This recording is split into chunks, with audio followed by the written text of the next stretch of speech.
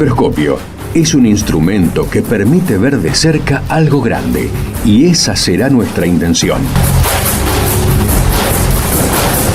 Acercarnos desde las pequeñas historias personales y sus recorridos al sistema científico nacional.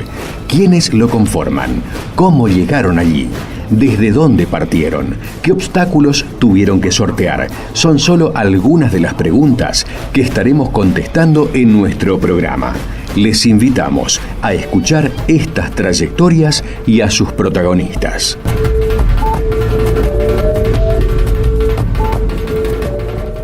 Buenas tardes, estamos aquí en Macroscopio como todos los lunes. Hoy vamos a hablar con el doctor Mariano Colombo. Mariano es doctor en Ciencias Naturales, licenciado en Antropología, es investigador de CONICET, su especialidad es el patrimonio y la gestión de la ciencia en los museos. Su tema de investigación es el análisis de los vínculos entre espacios de investigación, instituciones educativas, comunidades y museos en relación con la historia indígena y los sitios arqueológicos de los partidos de Necochea, Lobería, Tandil y Benito Juárez en la provincia de Buenos Aires. Se desempeña en el área de Arqueología y Antropología del Museo de Ciencias Naturales de Necochea y le damos la bienvenida y le agradecemos este tiempo con nosotros en Macroscopio. ¿Cómo estás, Mariano? Hola Sandra, ¿qué tal? Buenas tardes, ¿cómo estás? Muy bien, un gusto poder hablar con vos.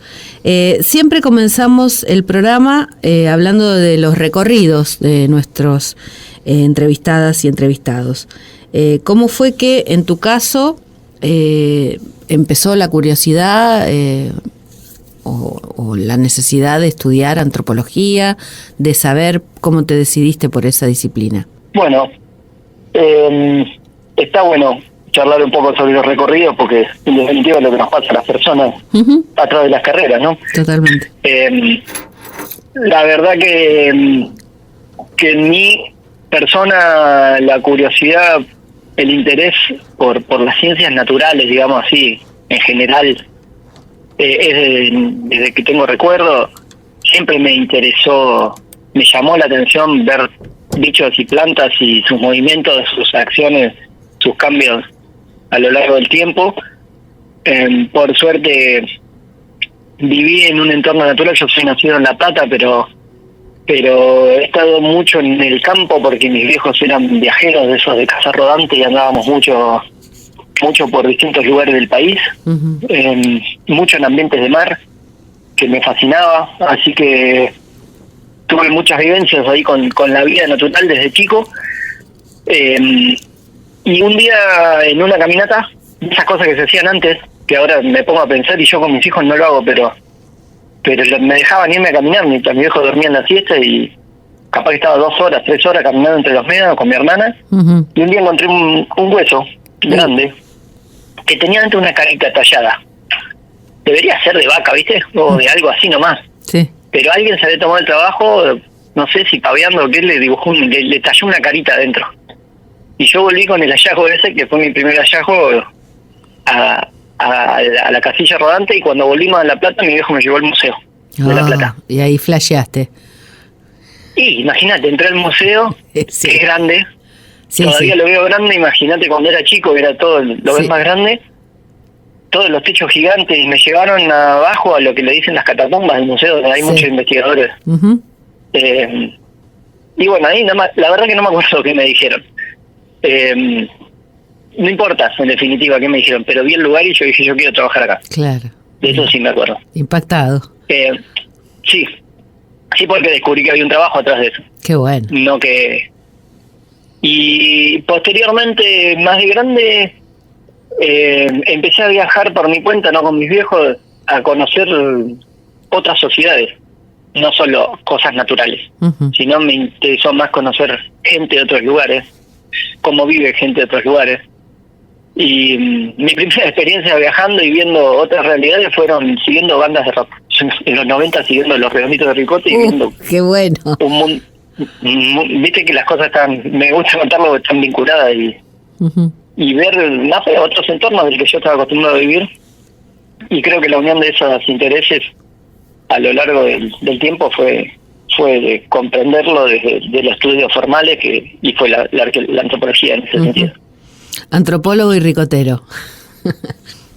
Sí, musiquero, ¿viste? Y en ese marco era en Los Redondos, después Claro. ha sido otra cosa y otros viajes, pero Bien. te lo marco a una temprana edad. Ujú. Estudiaste en La Quiero que me Plata, contás. me contabas. Estudié en La Plata.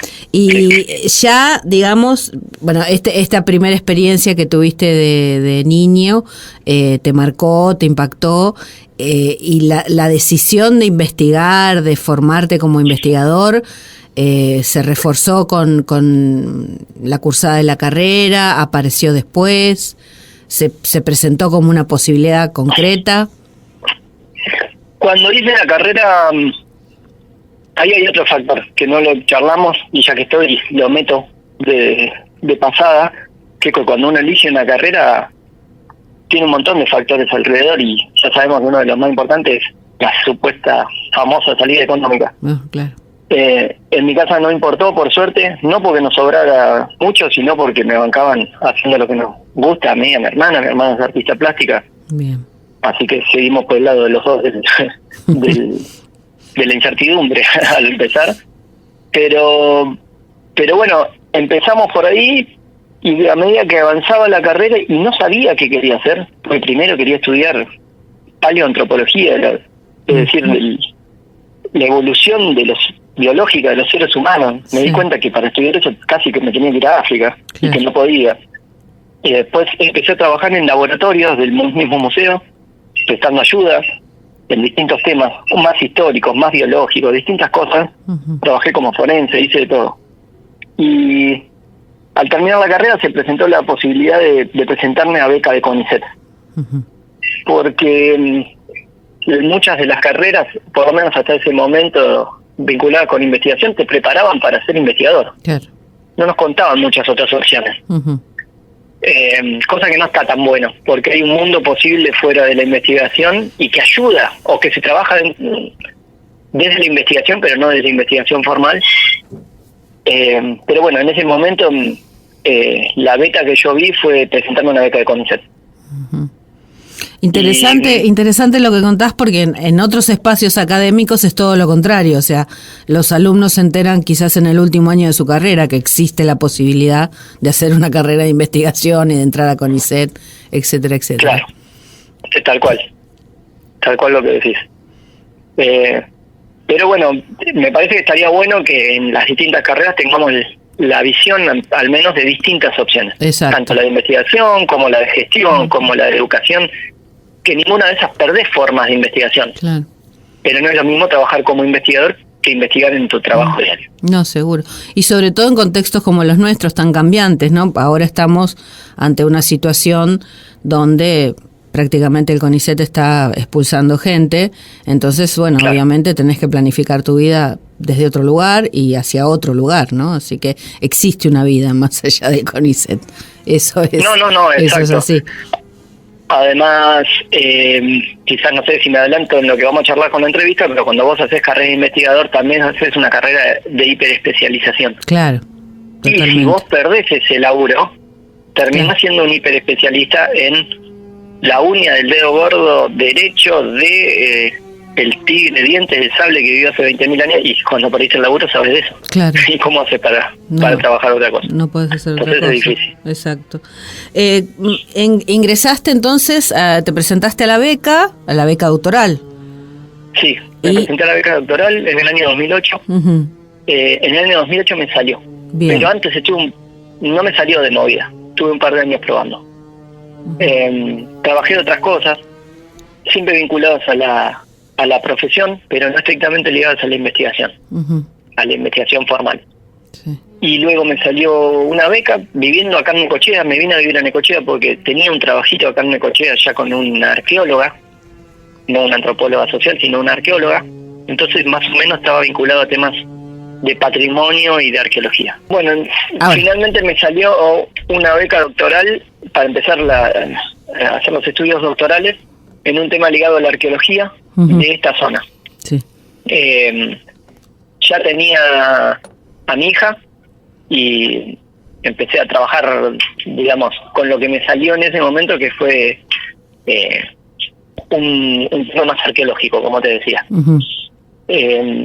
A mí, como te decía, me encanta el campo, me pagaban para trabajar en lo que estudié, estaba a 500 kilómetros de mi casa natal, pero con mi familia acá, así que empecé chocho a trabajar en este tema de arqueología, aunque no fue el que me hubiera más gustado, porque era más un interés de antropología social el mío, pero bueno, empecé con ese tema y desarrollé mi tesis doctoral, contento.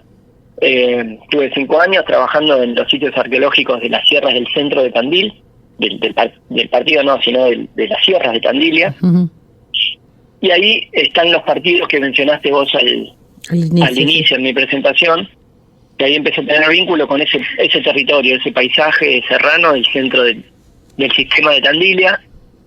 Para quienes son pampeanos como yo y están acostumbrados a una geografía plana, las sierras son un lugar muy particular. La altura en la pampa no es algo normal, y en las sierras están los relictos de fauna y de flora que se los llevó puesto la agricultura y la ganadería en el resto de la pampa. Entonces es un paisaje particular. Bien. Y muy bonito. Ahora seguimos charlando sobre esta experiencia, escuchamos una canción y volvemos en unos minutos. Macroscopio. Investigar. ¿Para qué?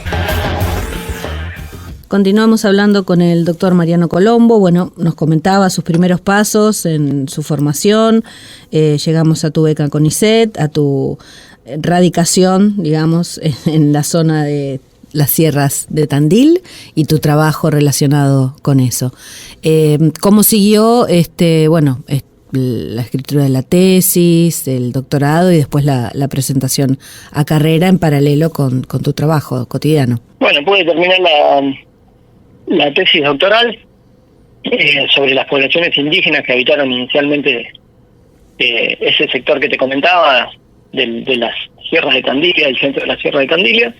Me presenté a la beca postdoctoral, que es el siguiente paso que nos toca a los que hacemos carrera de investigación tradicional, y no me salió la beca. Uh-huh. No fui puntuado con la cantidad necesaria en ese momento y no me salió la beca. Tenés que esperar todo un año hasta que salgan las convocatorias de vuelta. Claro. Así que ahí me volví a presentar, volvió a no salirme la beca, ya se estaba de a poco endureciendo el sistema, ya era el año 2013, Claro. y de a poco empezaba a hacerse un poquito cada vez más duro. Y bueno, ya te digo, ya tenía 2 hijos para ese momento, y yo me considero principalmente un trabajador, Claro. antes que un investigador, y necesitaba trabajar. Así que enseguida me postulé casi antes de terminar la beca. Ya estaba trabajando en un área de museos municipales que hay en Necochea, Uh-huh. que incluyen un museo histórico y un museo de ciencias naturales y un archivo histórico. Bien. Como el lugar donde yo trabajo, el área de arqueología, es un lugar mixto, tanto de CONICET como de la municipalidad, y te lo comento porque es raro, no hay muchos en el país. Uh-huh. Ya estaba vinculado con ese ámbito de los museos, ya venía haciendo cosas con el ámbito de los museos. Bueno, empecé a trabajar ahí, gané un concurso y empecé a trabajar como director del área de museos de Necochea, y ahí trabajé durante 7 años en gestión y en alguna investigación aplicada, pero principalmente en gestión. Uh-huh. Un mundo totalmente diferente, en el que tenés que saber dialogar con distintos actores, Claro. de la comunidad, algunos políticos, Claro. otros no, Uh-huh. otros investigadores, otros artistas, otros trabajadores municipales, y bueno, todo en pos de llevar una institución adelante que no es nada fácil. Uh-huh. Y una institución particular como es un museo, ¿no? Además, o como son los museos, con todo Exacto. lo que implica. Pero bueno, fue Y aparte- una experiencia muy buena para vos, porque has tenido... No, para mí fue una experiencia clave en mi vida porque me saca también del ámbito pequeño de la investigación, del lenguaje restringido de la investigación, de los temas muy específicos. Es muy importante ahí lograr vínculos, trabajar en los vínculos, trabajar en en espectros amplios, ¿viste? De intentar que mucha gente participe, más cuando es un museo pequeño, municipal. Claro. Y además tenía un museo de ciencias naturales y uno histórico, entonces tratábamos muchos temas diversos. Y bueno, 7 años después me empecé a poner más grande y se me iba la edad para presentarme a CONICET, porque en ese momento todavía había edad. Sí. Así que me presenté con lo que estaba haciendo, con el tema de patrimonio, museos, vínculos comunitarios, vinculado a pueblos indígenas, que era mi tema original, en esos partidos que te venía mencionando antes. Y era pleno macrismo, estaba durísima la entrada a CONICET a carrera, era imposible prácticamente con el tiempo que hacía que yo no estaba participando de actividades de investigación, y me salió la entrada a carrera. Es así. Tenía que ser. Así es. No, porque aparte el tema, en esos años empezó a tener un peso el tema de patrimonio como propuesta de investigación que no había tenido en años anteriores, ¿no? No me imagino por qué, porque hay trayectorias de décadas de gente que trabaja el tema patrimonio en diferentes sitios arqueológicos y de otro tipo aquí en el país. Pero bueno, empezó, así que se ve que justo era tu momento. Sí, exactamente. Justo se abrieron los que hoy se llaman temas estratégicos. Claro. Que son estos temas que combinan investigaciones aplicadas en distintas áreas, investigación, acción participativa, bueno, distintas líneas. Y yo me presenté en esa línea, puntualmente, de que tiene que ver con aplicación para aspectos educativos en museos, comunitarios, etcétera, de los conocimientos existentes para pueblos originarios. Y se te cumplió lo del inicio que decías que querías conocer gente, seguís conociendo gente, seguiste conociendo gente. Sí, exactamente. Es lo que te toca cuando trabajas de antropólogo. Es el vector principal, de estar en vinculación con gente y nutrirse de eso. Y eso me ha pasado a lo largo de toda la vida, por suerte. El tema es que al iniciar ese camino tuve que renunciar a los museos porque CONICET es dedicación exclusiva y no pude seguir con la dirección. Claro. Y todo no se puede, viste cómo es. Pero bueno, supongo que tenés una ligazón. Además, estuviste mucho tiempo en gestión, construiste seguramente. Es que me parece a mí, estoy convencido de que parte de una buena gestión es hacer un buen traspaso de lo que se viene haciendo. Claro. Veo con malos ojos yo cuando arranco una gestión nueva en el orden que sea, con ánimo destructivo de lo que ya está hecho. Eso como que dice, ahora vamos a empezar no, ya está empezado. No sé a qué, pero ya está empezado. Busquemos la mejor manera de que eso siga adelante. Claro. Si no recaen las personas o en los grupos políticos y no está bueno. No, sobre todo porque muchas veces la gestión no tiene que ver con gente capacitada o preparada, ni siquiera interesada, ¿no? Sino con otras cuestiones que no vienen al caso a mencionar, tristes. Entonces, bueno, se supone que una trayectoria de mucho tiempo, de dedicación, de tantos años, armando equipo, armando un espacio, etcétera, deberían continuarse o por lo menos respetarse y quizás, bueno, darle el cariz que tenga la nueva gestión, pero continuar, nunca destruir, ¿no? Claro. Y en este momento vos ya no estás ligado específicamente a la gestión, pero sí seguís en el área de arqueología y antropología del museo. Exacto, sí, el lugar físico es el mismo, lo que pasa que al cambiar de funciones trabajo en temas muy similares, pero más orientado desde la investigación y no desde la acción exclusiva de generar contenidos en el museo. Sin embargo, como trabajo en algo que tiene que ver con investigar y hacer, no tomo datos de un lugar y nada más, sino que cuando estoy en un ámbito trabajando también dejo en ese ámbito. Entonces, si es un ámbito de museo, terminamos haciendo una muestra. Si es un ámbito educativo, terminamos haciendo contenidos, materiales didácticos o lo que sea. Entonces ya es un ida y vuelta diferente al de mi investigación inicial, que era más unilineal, digamos. Claro. Y cuesta a veces eso muchísimo en todas las disciplinas, esta especie de devolución, ¿no? Necesaria sobre todo cuando uno trabaja en un territorio y tiene toda la comunidad entendida como completa, ¿no? Habitantes, autoridades, etcétera, etcétera. La importancia de bajar a tierra, de contar, de explicar lo que se hace, para qué sirve, qué impacto tiene. Y a veces eso no se da y cuesta también a veces hacerlo. Pero es muy importante. Sí, es así como vos decís, no es fácil. En mi caso, al ser parte de mi investigación, lo tengo muy aceptado. Yo trabajo a diario en escuelas rurales de estos partidos que te mencionaba, trabajo a diario en museos, entonces parte de mi acción es estar ahí y proponer y hacer y escuchar y aprender y proponer. Entonces lo tengo aceitado, pero directamente ir a bajar tu investigación a un ámbito es difícil. Hacemos otra pausita y seguimos hablando en unos minutos.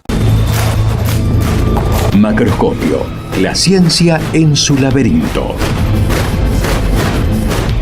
Continuamos hablando con Mariano Colombo. Bueno, nos contaba sobre sus experiencias de cómo trabaja en gestión en el museo, ahora ya en el área de investigación. Y comentaste así al pasar esto de las escuelas rurales. Yo te conocí, entre comillas, te conocí por un artículo de un periódico en donde habla de tu trabajo precisamente en las escuelas rurales.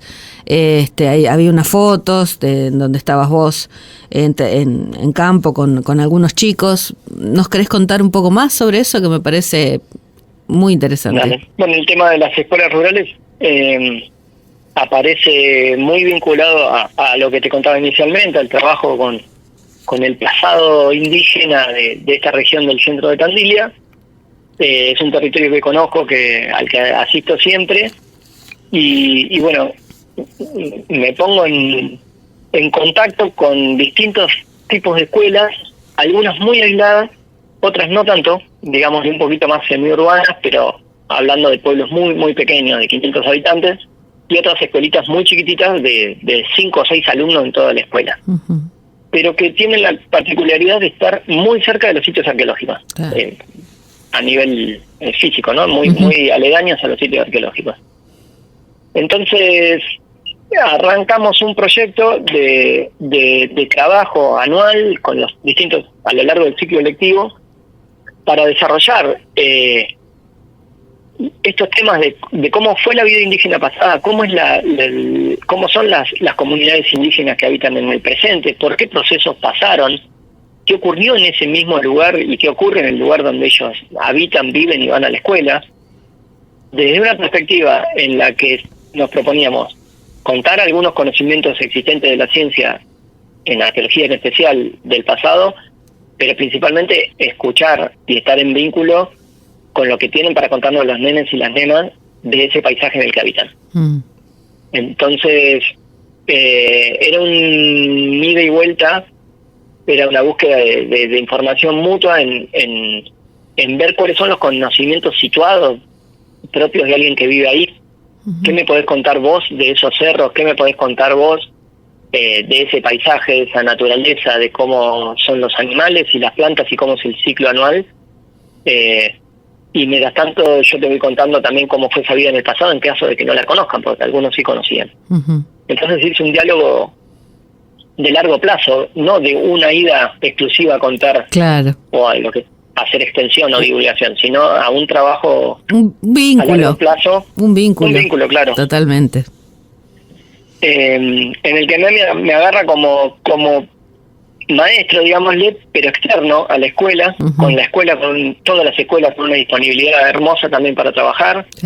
Nos esperaban cada 10, 15 días, íbamos con una valija con materiales didácticos que a lo largo del tiempo se fue transformando también en una muestra itinerante de las mismas escuelas, que los chicos podían exponer ante los padres y madres y exponer en los pueblos, en estos pequeños pueblos que te digo, y que luego yo fui exponiendo en otros ámbitos académicos también, uh-huh. De modo que la información vaya girando. Imagínate, se saca de un sitio arqueológico, luego a un museo urbano en la que queda depositada o en una muestra. Uh-huh. Yo tomo ese material, lo devuelvo a las escuelas que están al lado de los mismos sitios arqueológicos, o sea, ya hay un ciclo. los chicos generan información en conjunto con nosotros, esa información se va a un formato de muestra, la muestra vuelve a los lugares urbanos y académicos con otro dato, porque el dato que genera un niño rural, no de clase alta, y muchas veces con parámetros interculturales, porque hay chicos que tienen pertenencia indígena, es un dato, en definitiva, una información alternativa a la que se genera normalmente desde la ciencia, que es información académica y adulta. Me interesa a mí la opinión de quienes están en el territorio y de niños que están en el territorio. Es diferente. Sí. Entonces me parece que es una información complementaria a la existente que me gusta que circule. Es muy fuerte lo que contás. Ya a mí me emociona, te digo, porque aparte me imagino que en muchas de esas escuelas la posibilidad remota de que aparezca alguna persona como vos, con formación, con una investigación específica, es inexistente. Así que lo recalco todo, sobre todo porque muchos de los entrevistados que han pasado por el programa nos contaron de algún episodio así, ¿no? De alguna visita a la escuela o de alguna visita a un museo o de alguien que les comentó de un texto que leyeron, digo, en la niñez, en los años de formación, qué importantes y cómo impactan esas situaciones, esas experiencias para el futuro, ¿no? Obviamente no todos deciden ser investigadores y seguir con eso, pero digo, cómo le abre la puerta, quizás para algunos desconocida, a muchos chicos que de otra manera no tienen la posibilidad, ¿no? Así que lo que haces es loable, además de importantísimo, sobre todo por esa valoración de su saber, de su conocimiento, de lo que te pueden aportar, entender que también pueden aportar desde su lugar, ¿no? Eso para mí divide aguas. Claro, porque esto de llevar la voz de los chicos también a otros ámbitos, para mí está buenísimo cuando lo puedo llevar a un ámbito académico, a un instituto de formación docente, a un congreso de arqueología, de antropología. Están las voces, están los chicos mismos ahí contando aspectos sobre un lugar que muchas veces la comunidad académica tampoco lo conoce. Claro. Y también te llevas buenos recuerdos, ¿viste? 2 por 3 aparece alguno, como decís vos, que me dice, che, ¿dónde hay que anotarse para hacer eso? Claro. ¿Para hacer qué? Para hacer lo que haces vos. Claro. Alguna mecha prende, después si se puede o no se puede son otras discusiones. Claro, sí, bueno, pero por lo menos es algo. Exacto, y le mostraste la posibilidad y en muchos casos la existencia, ¿no? Porque no seguramente no lo sabrían, o pueden no saberlo, o pueden tener una idea pero no saber qué sigue, ¿no? Eso, es decir, hacer lo que haces vos, cómo se hace. No, y por otro lado es un patrimonio que es propio del lugar donde ellos habitan, entonces conocer que arriba del cerro que se ve desde la ventana de tu escuela hace 12.000 años que viven personas, no es lo mismo. Al paisaje del territorio te lo cargan con otros intereses, otras importancias. Sí, incluso en su propia cotidianeidad, ¿no? Saber que existe eso, que tiene ese valor cultural, patrimonial, histórico, a ellos también les permite cuidarlo, estar atentos, aprender, o sea, ser parte de eso, ¿no? De ese sitio de que habitan y que fue habitado. Por eso digo, me parece muy loable, muy interesante. Y además, en muchos casos, terminamos en las escuelas haciendo pequeños museitos, digámosle de alguna manera, porque mucha gente cuenta con materiales arqueológicos en las zonas rurales. Es muy común. Que a medida que vamos visitando y estamos pasando tiempo, porque esto empezó en 2019, y vamos teniendo buenos vínculos, la gente se acerca y dice, che, ahora que ya sé qué es esto, también me gustaría que esté en la escuela y que esté a la vista de todos. Claro.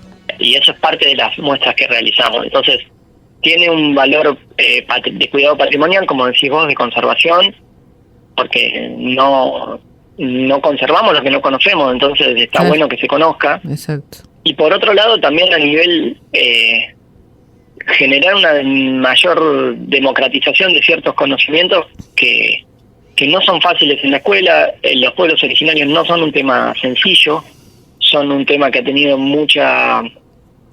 y sigue teniendo en la actualidad, más que en otros momentos, una importancia política y social grande, muchas dicotomías a la hora de trabajar con ello.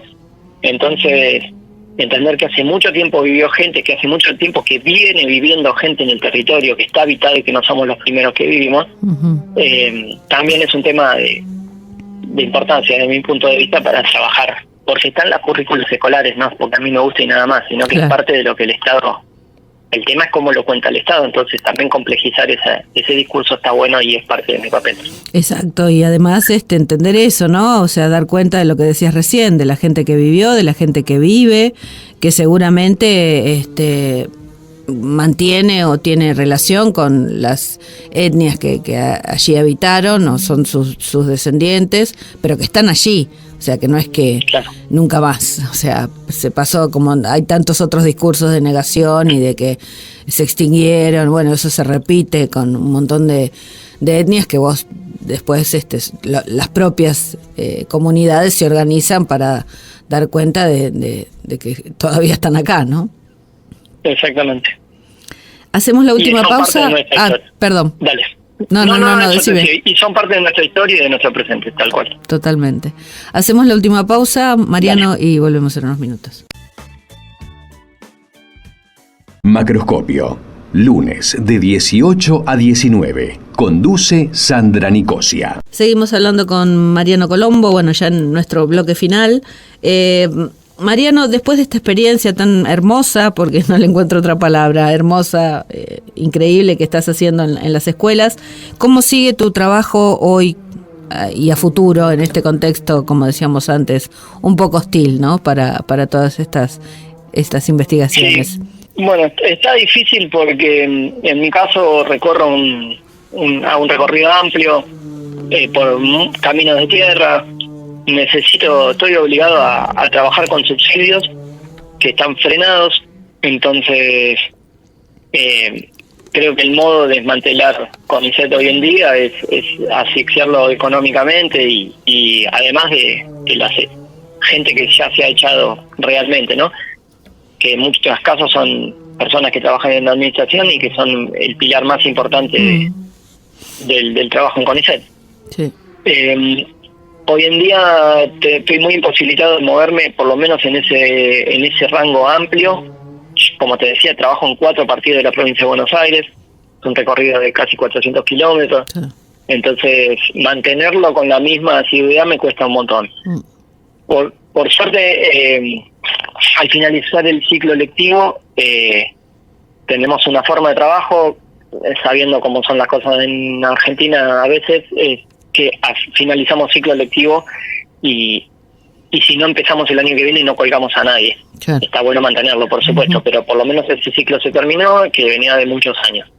Entonces, pensando en hacer una tarea similar en escuelas rurales más cercanas al lugar donde vivo, que están alrededor del ejido urbano, y vincular con tareas en escuelas urbanas, que también hay carencias importantes en el tratamiento del tema.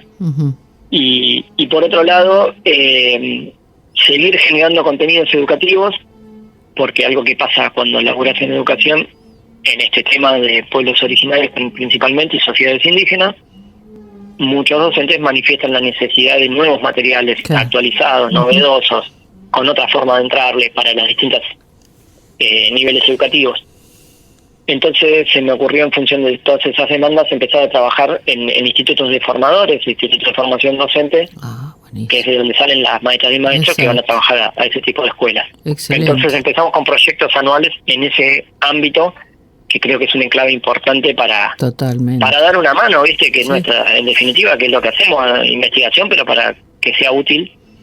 Y en este caso, si se pudiera implicar en políticas públicas. No es el mejor momento para eso, pero yo voy a seguir igual porque es lo que hago. Hay que apuntar a eso siempre, ¿no? Como decís vos, encontrarle la vuelta, y si no se puede hacer una cosa, seguir haciendo otra, pero seguir haciendo. Eso es lo fundamental. Lo que no te pregunté antes, ¿vos trabajás en equipo? ¿Estás solo? ¿Tenés otros investigadores, becarios? No, nosotros trabajamos en grupo en un área de investigación, que es el área de arqueología y antropología de Necochea. Como te decía, está insertada en un área de museos municipales. entonces siempre estamos ahí en vínculo con el ámbito municipal. Somos 7 investigadores, investigadoras, en realidad 3 son becarios, que están terminando sus tesis doctorales en este momento. Ujú. Así que somos un equipo de trabajo, Bien. en el que cada uno desarrolla temas particulares, más que nada vinculados a la arqueología, pero bueno, somos un equipo de trabajo en ese sentido. Bien. ¿Y estas nuevas políticas de ajuste ha afectado al equipo con, digamos, con menos ingreso de becarios o algún otro investigador que hubiera querido integrarse? ¿Sí?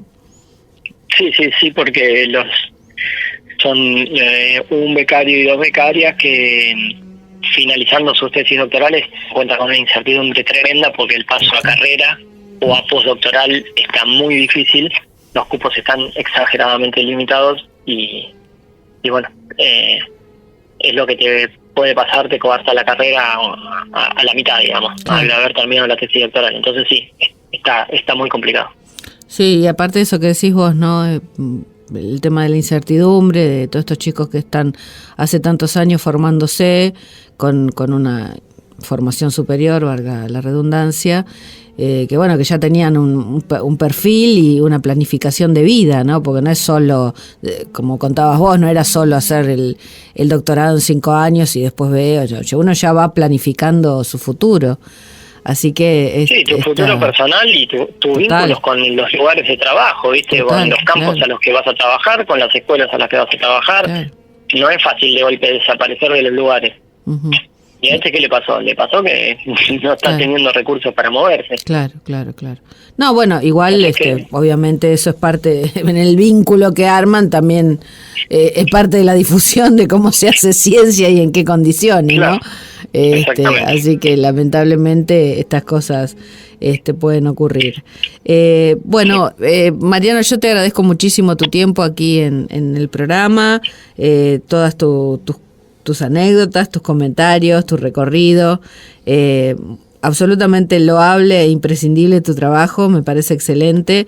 Y bueno, a disposición este espacio para difundir, para lo que quieras y necesites, un gusto. Bueno, no, al contrario, gracias a ustedes por estar presentes, porque parte de hacer ciencia también es contar lo que hacemos y para eso tiene que haber gente interesada, gente disponible como ustedes, gente que pone tiempo y trabajo y esfuerzo en que otros contemos lo que hacemos.